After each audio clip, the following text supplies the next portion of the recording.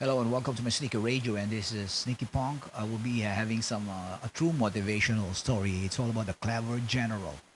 Thousands of years ago, there was a famous Chinese general with a reputation of being an astute and a cunning leader. So one day, at the end of a very long campaign, this general decided to stop in a stronghold with a small battalions of soldiers, sending his man fighting force ahead to rest elsewhere.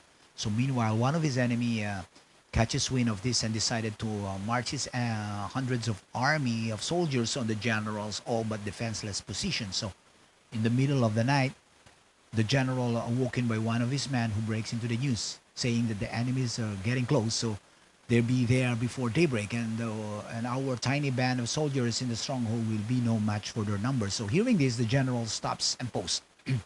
So understanding his predicament, he instructed his man to stand down, open the gates, take down the banners from the walls, and hide. And then the general then removes his armor, dons a cloak, and sits on the battlements playing a mandolin as he look out the approaching enemies. And then the enemy leader soon arrives, and he recognized the general immediately and ordered his force to halt. He stopped to think he knows this general better than anyone, including his reputation for why he bids on settling deadly traps. He waits some more. The presence of his infamous general sitting there with such nonsense make him question himself. Was the information he's received was false? Is the general luring him into a trap? Or it is a double bluff? In this ploy to make him question himself, the general is in fact as defenseless as it seems. He waits some more and then he orders his force to retreat. So the moral lesson of the story is first is your reputation is crucial and can deliver all sort of positive income or outcome. Sorry.